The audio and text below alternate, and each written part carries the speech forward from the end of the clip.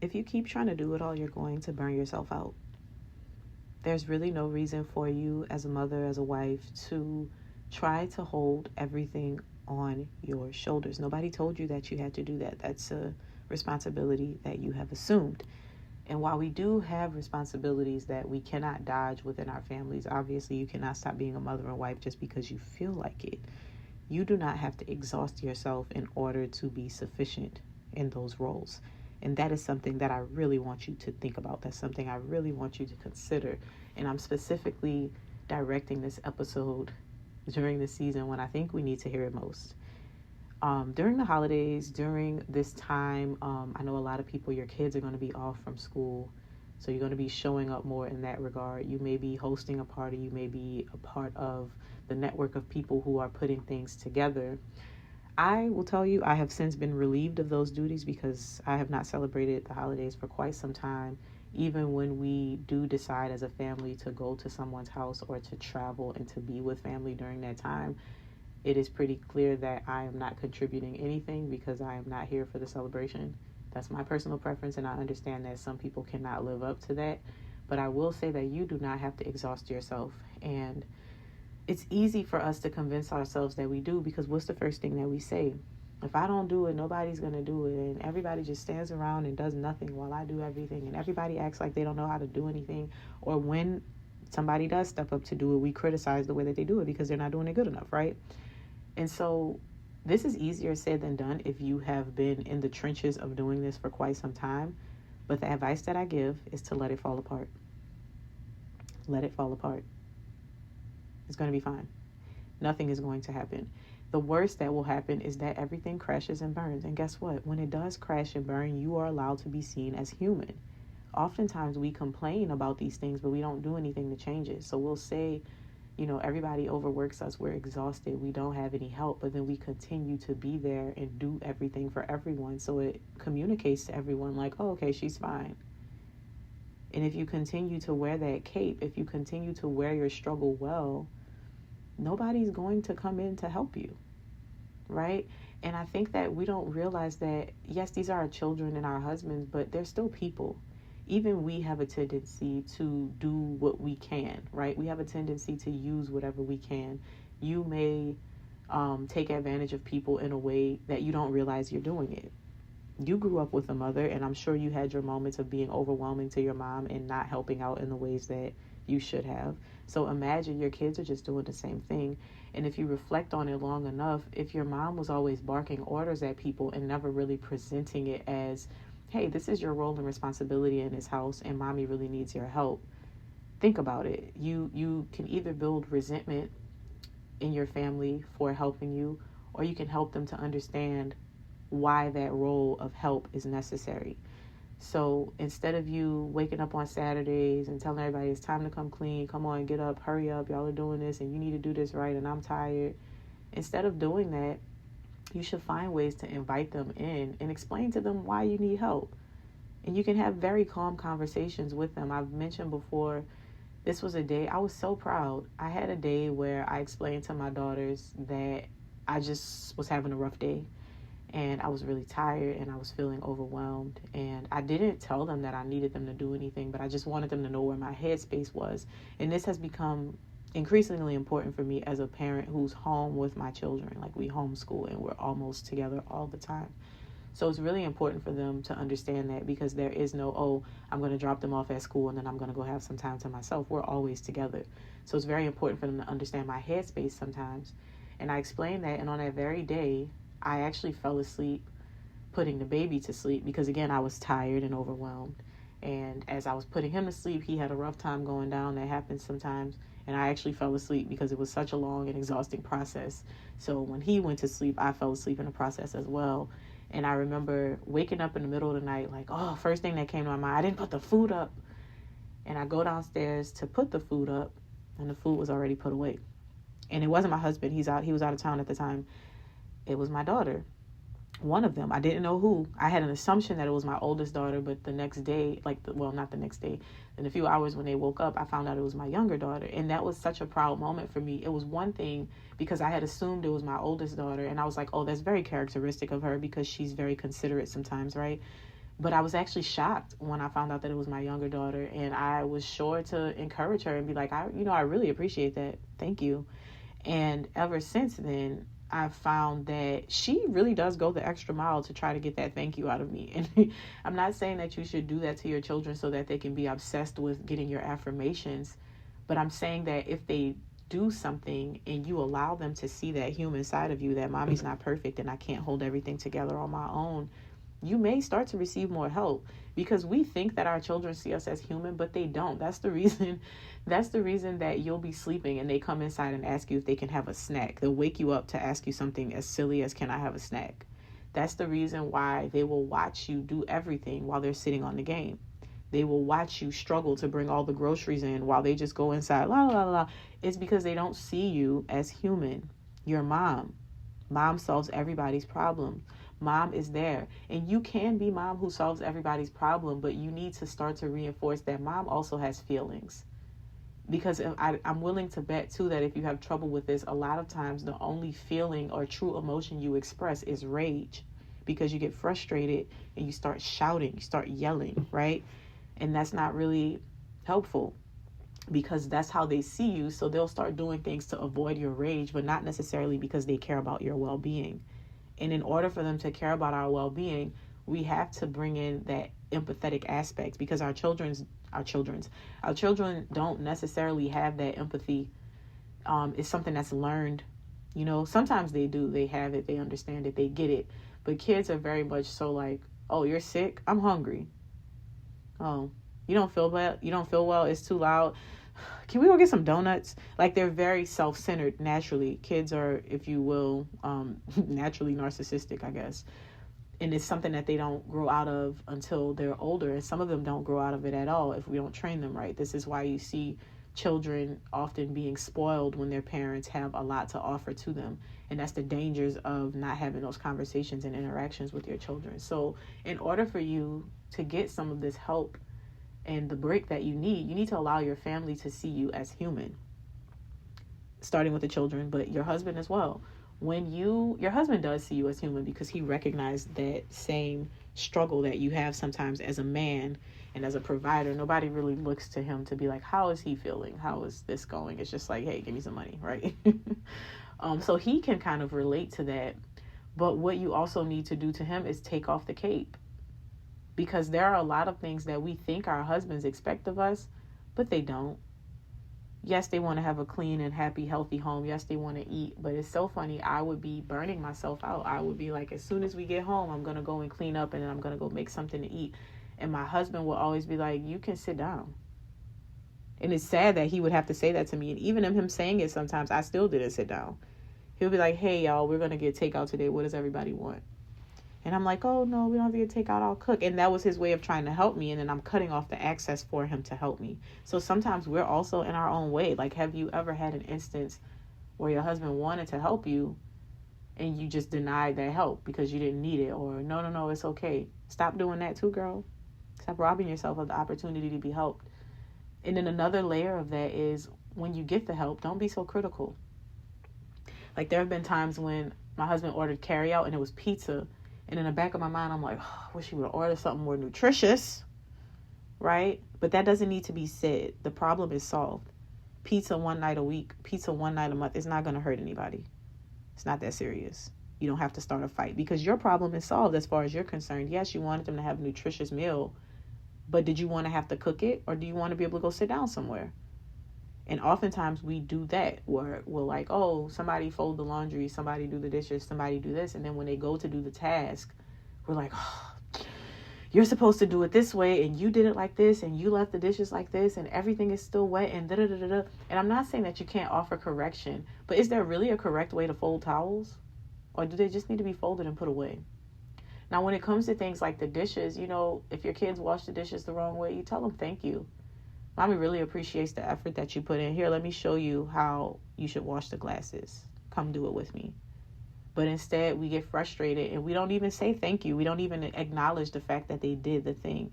And oftentimes we're like, well, they live here too. They should be doing the thing. And yes, that's true. But don't you want to be thanked for things that you do? I love being thanked when I'm making food. And this is a big deal for me because the food that I make for my family, I don't even eat. I'm a vegan. I'm not vegan. I'm a vegan who eats honey. So I don't call myself vegan. But I don't eat the food that I make for them. Oftentimes I'll make myself something and then I build their meals around what I make for myself. And so it does take a lot of intention and time as far as I'm concerned, because I'm doing this just for y'all. I'm getting no benefit for my own nourishment from these meals that I prepare. So yes, I want to hear a thank you. It's not mandatory, but it's so nice to hear it. And so if we can think about that, like we love to be thanked when the bathroom is clean or when the sheets are, like my husband thanks me when I change the sheets on the bed, and it's something that's like, oh wow, that's so cool. But it's so nice because it's the simplest gesture that he's like, thank you, I appreciate it. I like when you change the sheets. It feels clean and fresh, right? It's relaxing. And I do the most when I change the sheets. So it's nice to be thanked for those things. And if you can consider that, that's also what your family needs. Your husband wants to be thanked and appreciated for the things that he does, even if you feel like it's something he should do. Your children want to be thanked and appreciated as well. And so going back to what I said about being the person who does it all, sometimes you can't stop because you haven't considered all the things that I just mentioned. So have you gone through and tried to start delegating those tasks? And delegation is hard too, because we want to micromanage and we want to delegate and we want people to do things exactly how we do it, but that's not necessary. It just needs to be done adequately. And if we start to release, the control that we have over everything, our experiences will be a lot better too. Because who says the house has to be spotless all the time?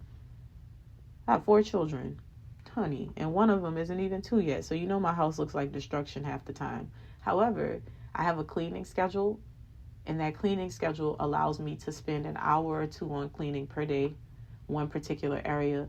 And everything else is just a little spot clean. Like things that have to be cleaned every day are obviously the bathroom, my bedroom, and like the kitchen. And the kids all clean their own rooms every day. And in the common areas. But they're not you're not deep cleaning the living room and deep cleaning the kitchen every day. It's just the kitchen, you use the kitchen. You got to make sure the counters are clean, the floor is swept, the dishes are cleaned. Right? In the living room, you got to make sure things are picked up and put away. You might have to sweep or vacuum. But as far as cleaning the entire house every day, I don't do that anymore because it doesn't allow me adequate time to rest. And then having a cleaning schedule also allows me to easily get help. Because if I have a posted cleaning schedule and everybody knows it, if you have free time, you're going to just pitch in and go do this. My daughter does that all the time. On mopping day, she's like, oh, Mama mopped the floor already. Like she'll go and sweep. She likes to mop. She goes and I think she likes making the mop water. So that's also part of it. Like making things fun for them. She enjoys making the mop water. So she likes to mop. But she'll go and sweep and mop the floor. And that's one less thing that I have to do. And I don't have to go behind her because, the first couple times she wasn't that good at it. I would have to go behind her and do it. But now with practice, she's gotten better. And that's the thing that we don't ever get to that promised land aspect of it. Because we're always correcting them. We're always going behind them. We don't give them a chance to learn. And then they get discouraged. Imagine being a kid in a math class and you never understand what's going on and you keep failing. You're going to get discouraged and you're going to stop caring. It's the same thing. And we just have to offer that encouragement and be patient with them through that process. And in doing that, we're helping them to be better, more responsible human beings. But we're also building a road for us to relax more. Because I'm now at the point in my house, I rarely do the dishes. Rarely. My husband did, I told y'all about this on TikTok. My husband did a chore chart with my kids when I expressed to him one day that I was just overwhelmed. And that's something that a lot of women who stay home feel like, oh, again, you put that pressure on yourselves. Even women who work outside the home, which I do also work outside my home, technically. But we put a lot of pressure on ourselves to be the people to do everything and have everything done. And we don't allow space for other people to help us. And it's killing us. And so my husband made the chore chart, and what ends up happening is when I'm actively cooking, I'll wash the things that I'm using, but I'm not responsible for washing dishes. Even with the laundry, I'm not always the person doing the laundry. We have a laundry chute, so I'll sometimes, if it's early in the morning and I just want to get a load started, I'll go and do it myself. But if it's throughout the day, I'll say to somebody like, hey, I just dropped some stuff in the laundry chute. Go ahead and put it in the machine for me and get it started. And everybody knows how to do laundry. And what will happen is they also know what gets hung up and what gets put in the dryer. And that, again, it comes with, in the beginning, they didn't know. So I would have to go and do it and be like, hey, y'all, come help me to hang up these clothes on the dryer. So they know how to use the clothespins, they know how to use the drying rack, and they know what goes into the dryer, what setting to put things on, what requires hot water, and these are all things that I had to train them to do. So sometimes it's exhausting to us because it's like, oh, it would just be easier to do it myself. But over time, it's not. A few times of you taking a longer amount of time to get through a chore so that you can demonstrate how to do it to your children, that's something that will save you hours of your life over time. But if you never teach them how to do it because you're like, oh, I'm gonna just do it myself, then what are you really doing? You're robbing yourself of the opportunity to have peace. So I understand that it's easier said than done to be like, oh, you got to relax, you got to rest, you got to take time for yourself. But I also know that these are factors that contribute to why we are not able to rest. So you have to learn how to accept help too, friend. You have to be more comfortable with being like, you know what? I don't have to do everything. And even when it comes down to like school assignments and things for the kids, allow your kids to be responsible for their own things.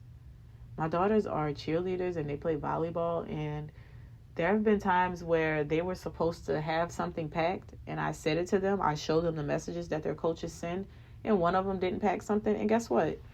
That's on you. That's not on me, because you were supposed to be responsible for that thing. And what it does is it builds that muscle for them. So we got to the point where whenever they had a game, their cheer bags would be packed at the door. They would have the right pom-poms. They would have all the things that they needed. They would have their sweats packed. They would make sure that their uniforms were washed. They didn't necessarily wash them separately themselves, but they knew after every game, what do? Oh, we have to take off our uniforms and gotta go put them in the wash. Or we gotta go put them somewhere where mommy can see that they need to be washed. And it's my responsibility, not me, but the child. It's their responsibility before game day, right? If game day is on a Saturday, on Friday, they're going through their things to be like, oh, let me make sure I have everything. Because there's no washing your uniform the day of game day. If you don't have a uniform on game day, you're not cheering. And so you help them to build that responsibility by not putting so much on yourself. And part of that is also a psychological game too, because we have this obsession with looking put together and making sure that we have it all together, because we also know that our children failing is a reflection on us, and we wear that well as well. But you don't have to do that to yourself. There have been times when we went to the game and somebody's hair wasn't completely done, but they got a nice slick back ponytail, and their coaches know, oh, somebody wasn't doing what they're supposed to be doing last night to get their hair done, and their mom was not stressing herself out about it, because that's how they learn. Same with your husband. We talk about weaponized incompetence, and I say how I don't think it's a real thing, and if it is, we do it to ourselves. If your husband does a terrible job at washing the dishes and every time you go behind him and do it, yes, he's going to exercise weaponized incompetence. My wife's got it. She's going to do it. But if you allow him to do the thing on his own and autocorrect, it'll get better. If you don't rush to be the person to do everything because you can't stand the chaos, it'll get better. And I understand people will say, like, I have OCD, I can't. Well, go ahead and do it. This is pretty black and white advice, though. If you want to not do so much, don't do so much. If you want to get to a space of having time to relax and not be overwhelmed, you have to stop being overwhelmed. You have to stop overwhelming yourself. You have to stop doing this to yourself. That's basically the answer. And like I said, I know it's not the easiest thing to hear. I know sometimes people say it's easier said than done, but these are some of the processes that you do. And when it comes to allowing things to crash and burn, let's say I've done this before, where I was tired of managing the utilities. And I had mentioned it to my husband. And he was like, okay, babe, I got it. And I genuinely believed that he did. So I left it alone. And one day the lights went out. And that was not anybody in particular's fault. If anything, it was the fault of us having poor communication in the transition. But on my behalf, he said, it's okay, I got it. So I assume that he really did take care of it. On his end, he was expecting me to remind him. And it wasn't an intentional oh, I'm being malicious. It was just a ball drop because we didn't communicate. But what's the worst that happened? The lights went out, and then he called and paid the bill, and the lights were on, and we haven't had that issue ever since because he consistently pays the bill, right? And it wasn't even about, oh, I have to pay the bill with my money. The money was there. It was just an extra step of not wanting to do it. And that's an example of what I mean when you just let things crash and burn. If you go home and your children know how to wash dishes and your husband knows how to give the baby a bath and you have an agreement where you like, you know what, on Fridays, I would appreciate it if you just help me to bathe the baby. And he's like, okay, I got you. And you have it in your head that bedtime for the baby is 8 o'clock. And now it's Friday at 8 o'clock and dad hasn't started moving to go do it. The worst thing you can do is get up and go bathe that baby. Go do whatever you were going to go do because you had an agreement. He's going to do it. And if it comes that he doesn't do it, maybe like 10, 11 o'clock, you can ask him, hey, are you still going to bathe the baby? What we think is like, oh, now the baby's going to be cranky and now I got to do this and now that's not your problem to hold because y'all had an agreement. And you have to be comfortable with letting people fulfill their part, whether or not it looks exactly how you want it to look. Right? And I just feel like this needed to be said during the holiday season because somebody's going to be running around ragged cooking all those dishes. And you can actually solicit the assistance of your children. You just have to put your patience pants on because they're here for the first time and they're just learning. So if you want the kids to help you to clean up for the holidays and all these things, you just have to delegate. You just have to let them know. I know everybody's excited to eat and you're excited for the holiday season. You're excited to see grandma. You're excited to see all these people. Mommy needs y'all help to make it happen. We're a team. I'm going to go ahead and give everybody a task to do. I'm not going to pressure you on the timing of it, but just know that it needs to be done by this date and this time, and this is what you're responsible for doing. And allow them to do it, right? And if you get to the deadline and it's not done, you just circle back and you say, hey, you were in charge of this, this, and this, and I need you to go ahead and get on that. But oftentimes it's not done. Oh my gosh, I have to do everything. No, you don't. Focus on what your portion is and delegate the rest of the task. If you ask your husband, you give him a list and you say, babe, I need you to go get these things. And he says, okay. He's going to go get those things. And if it approaches the time where you need them and you see he hasn't gotten it, you can respectfully be like, hey, babe, I really need that list. How's it coming? Yeah, I need that stuff so that I can get started on cooking. Would you mind going to take care of that today? Okay. And oftentimes we don't want to take those extra steps. We just jump straight to frustration because I've said it once and I don't want to say it again. But y'all know how I feel about that. How many times does God tell you to do what you're supposed to do and you don't do it? So take some time, get off your feet.